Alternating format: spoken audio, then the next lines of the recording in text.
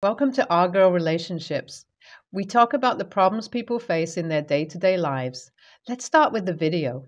I, 26, female, met my fiance Peter, 30, during a charity run. He was one of the organizers. Within the next few weeks, we grew very close to each other. He was a divorcee and had been single since his divorce a year ago. His wife's name was Laura. They had no kids together. I never had any serious relationships in my life till then. Peter was my first. Laura was Peter's high school sweetheart. They divorced mutually at a point when they both realized that seeing other people was better than staying together. Even after the divorce, they had a good relationship. Laura was a significant part of his 20s, so almost everyone in his life knew her. I met her twice while we were dating. Both meetings were great. I was comfortable with their post-divorce relationship. It looked like they had clear boundaries and respect each other's priorities. Almost a year into dating, Peter and I realized our relationship was getting serious. We got engaged soon after and fixed a wedding date, but a few incidents that followed our engagement made me question my love life and the relationship between Peter and Laura. The first was Peter's admission that Laura helped him select the ring for me. It was weird to ask your ex-wife to help choose an engagement ring for your fiancé, but I didn't make a huge fuss about it. The second incident that made me think was a comment made by Laura. Peter and I were talking about the physical features we found attractive in a person. Peter told me that with his history of dating, he had realized that he had a type. Laura was the one who identified his taste. Apparently, after our first date, Peter sent her my photo. She observed that I had the same hair color and texture as her and told him, "She's just a mini me." This comment made me angry. Until the engagement, I didn't know all this, so I shared my concerns with Peter. He accepted his mistake and told me that he would be more careful from then on. The realization that Laura still had great power in Peter's life concerned me. My brain did not blame Peter at all. I assumed that she was manipulating him. My love for him made me blind to the chances of him being wrong. Peter had two elder brothers. I had grown very close to them as well. The same was my dynamics with his friends. Peter had told me that his friends were planning a bachelor party for him. My friends held a view against bachelorette parties, so we planned to spend a day together at some peaceful place before my wedding. James, Peter's best friend, was hosting the bachelor party. A few days before the bachelor party, James told me that he wanted to discuss something serious with me. He called me immediately. Laura wanted to be part of their bachelor party. James had planned it to be an all-men party, but Laura called him to make sure that she was included. She also told him she had a special surprise for Peter that none of his guy friends could give. I had secondhand embarrassment when I heard Laura's statements from James. Where was this woman's self-respect? James was worried about presenting this to Peter and had called me. I was confident that Peter would say no to her request. We already had a conversation about Laura where I raised my concerns. I believed that Peter would respect my concerns and say no to her. So I asked James to raise this with Peter. James asked whether it would be possible for me to meet him in the evening. I was free after work, so I went straight to meet him. When I got there, I saw that apart from James, 4 of Peter's other close friends were also present. With the way they struggled to find a decent start to the conversation, I got an intuition that I would not like what I was about to hear. My instinct was right. When James told Peter about Laura's demands, Peter asked him to involve her in the party. James felt weird about her surprise idea and shared it with Peter. Peter laughed at it and said, "That's my last party as a bachelor. Let Laura help you to make it memorable for me." This was my first reaction. Above love and care, I had a good amount of respect for Peter's personality. That respect went down the drain as soon as I heard how he responded to James. My wedding was just a week away. I had to make a decision. I learned one more thing from James and the group present there. They have hated Laura since high school. She was a bully then and grew up just as shitty afterward. I thought they all held her in great regard. James told me about when she even banned them from meeting Peter. My first plan was to immediately break off the engagement with Peter, thereby stopping the wedding. But the thought that Peter would have done this behind my back after marriage made me angry. I had to take revenge, so I decided to go forward with the marriage. I requested James to keep the conversation we had a secret. He agreed to go forward with the bachelor party preparations. I had to collect evidence first. For this, I made James text Laura and Peter again about her involvement. I ensured that the part about the surprise was included in their conversation. This was enough digital evidence for me. I used the week to create a proper narrative of the events in my favor. James had already booked an Airbnb to host the party. My next part was to be in that place during the party. Either I had to hide in the room or I had to wait somewhere close and come on time when James signals me. For this, I wanted to know what Laura's surprise was, but she did not reveal it even though James begged her so that he could add it to his plans. She just asked him for the key to a room in the Airbnb so that she could have a few private minutes with Peter there. On the day before the party, I visited the Airbnb with James. James showed me the room he had planned to give to Laura. Our initial plan was to make me hide in the empty wardrobe just before the party, and when Laura came in with Peter, I could jump at them. But that sounded too cinematic and almost impossible, so I asked him to get a good photographer. James had to call me the moment they went to the room. I would come and knock on the room until they opened it. The photographer had to take photos of me catching my fiancé red-handed. I would then mass mail it to people invited to our wedding, including Laura's husband. I was anxiously waiting outside the Airbnb in my car. I had a photographer friend with me ready to cover this for free. I was pretty impressed by James's skills. He informed a good amount of people at the party about what would happen. So at that point, getting visual evidence was a surety, as at least one person would have their camera out. James called me as soon as they entered the room.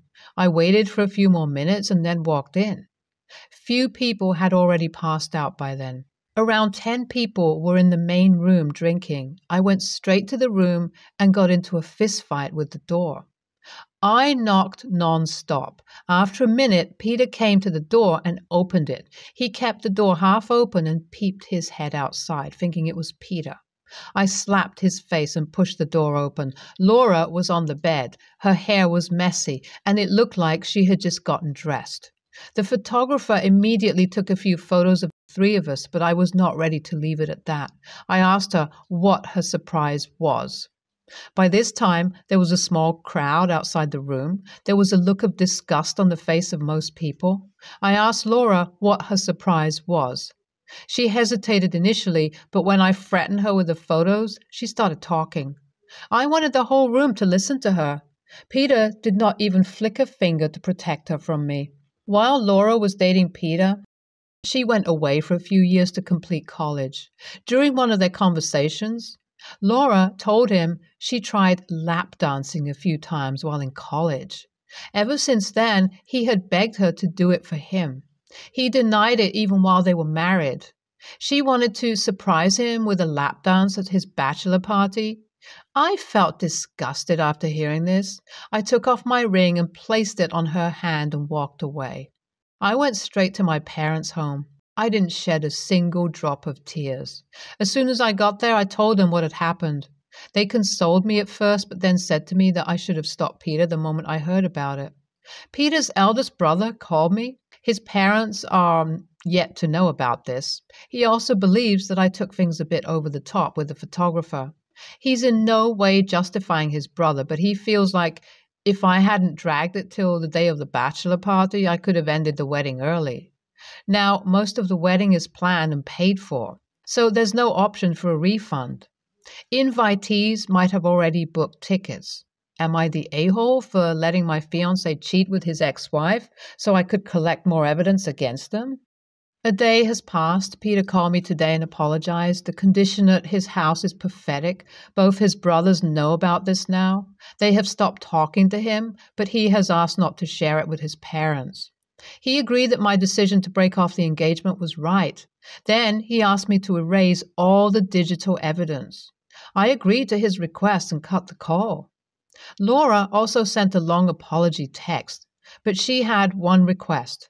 Her husband was yet to find out about this, so she wanted me to delete it. I said okay to both of them. When they texted again, asking whether I had deleted everything, I lied and said yes. The wedding remained cancelled. Peter informed his parents about it as well. But on the wedding night, Peter updated his Facebook profile photo. It was a photo of him sitting with Laura on a boat. She commented on the photo, "That's the smile of someone who just escaped hell." She was calling me hell. Peter still talks to James. James informed me that Peter was trying to push a narrative in which I was jealous of Laura's friendship and he ended the marriage. I know what has to be done. This was the moment that I had been waiting for. I took the mail that I had drafted earlier. It was an email I had decided to send to all the invitees to our marriage. I attached photos from the eventful night and screenshots of their chat with James. Then I mailed it to all the invitees to let them know about the actual events that caused an end to our marriage. I know now that the mail has reached wherever it was supposed to, as my phone has not stopped ringing since. ESH. If someone learns about their significant other's plan to cheat, the natural course any person would take is confronting them. But you were more focused on your revenge. You could have ended everything early. NTA. If it were me, I would have bought billboards and printed their photos. Cheaters should pay for what they do. This was a befitting reply. I, 39, female, come from a very wealthy family. I never had to struggle for anything because my mom or dad would always give it to me. I can say that I grew up spoiled, but I grew out of that phase once I had my twins. Since I was so spoiled and never got in trouble for anything as a teenager, I was always going to parties with my friends, doing drugs and drinking alcohol. Then at 16, I found I was pregnant and gave birth at 17 to my two beautiful twins, girl and boy. Thankfully, my parents were supportive and helped me through the process. My parents had set up a trust fund for me when I was a kid, and I wasn't able to access until I was 18. So when I turned 18, I moved out and got a condo. I only used my trust fund whenever it was for my kids, rent, or essentials around the house. I also took some out and put it in an emergency fund. I got a job at my dad's company, so I was able to live comfortably but not keep up with the lifestyle I grew up with. When I was 31, I met my now husband and his daughter, who was 4 years younger than my kids. Me and my husband dated for about 4 years. Then we got married for 2 months before my twins' birthday. On my twins' 18th birthday, my parents gifted them each a trust fund of their own. It summed up to $200,000 each. Now, my twins are both 22 years old and both are thriving. I like to give myself a pat on the back for how I raised them and not how my parents raised me. Now to the issue at hand. My stepdaughter is now 18 years old, and for the past couple of months she's been saying how she couldn't wait to get her trust fund like my twins, and I didn't know if she would or not because I never knew about the twins. Now, when her birthday came around, she did get money, just not the trust fund from my parents. Instead, they gave her a car. But to say she was disappointed is an understatement. She said we didn't love her because she wasn't blood, and that we've always treated her differently because she wasn't my daughter, which wasn't true. I loved her from the day I met her, and I've always treated her like she was one of mine. She then asked me why didn't I tell her she wasn't getting a trust fund since that was all she was talking about. And I told her I didn't know if she was getting one or not. She then told me that I should have made one for her myself. I tried to tell her that it wasn't possible, but she didn't want to listen to me and just said she hated me. So, am I the a-hole? I would just like to add beforehand, my husband has told her multiple times to not be expecting the trust fund because she might not get it. And I also told her that I didn't know if she would get one or not. But she has chosen to ignore us. So I had a talk with my parents and stepdaughter. I did ask my parents how they didn't give her a trust fund like my twins.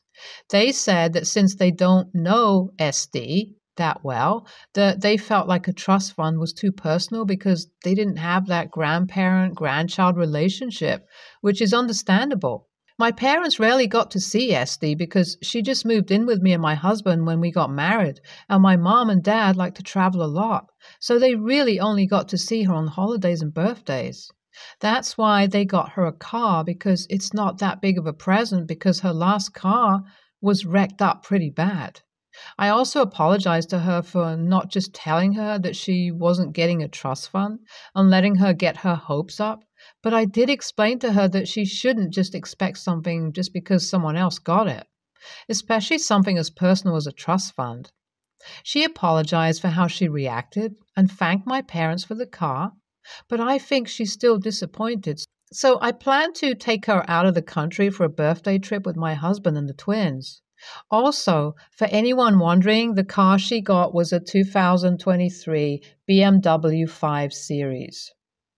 NTA, no one is entitled to anyone's money, biologically related or not. If someone is kind enough to gift you something, the answer should always be thank you.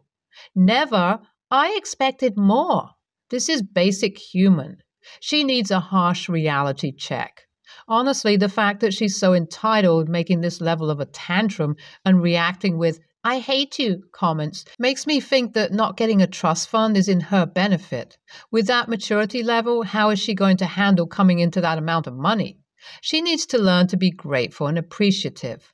Something you had to learn by getting pregnant so young, and sounds like you instilled in your bio kids after going through that. I could try to sympathize with the insecurity of her feeling like the distinction might come from not being biologically related, but the way she handled it is concerning and disappointing. Sounds like your parents love her and are building a relationship with her, but have only known her for 4 years. This is a reality. There's nothing wrong with that. It's understanding that they haven't been saving for decades for her. Instead of focusing on how she could be strengthening family bonds, she's being hurtful.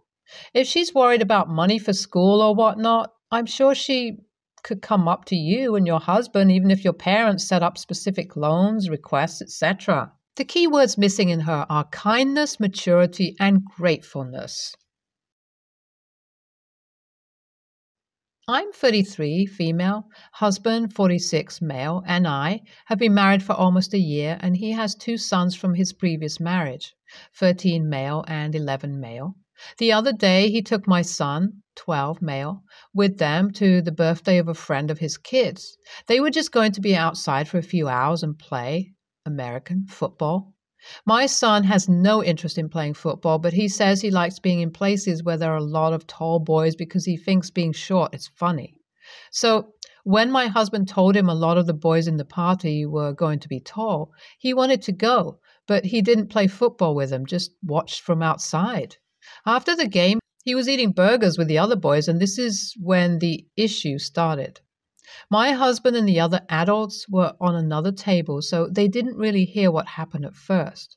The kids were talking about girls, and the birthday boy explained that the reason women usually don't play physical sports like football is because if they get hurt and bleed, they can't get pregnant anymore, and that this was a medical condition called menstruation. My son corrected him and explained what menstruation was and how periods work.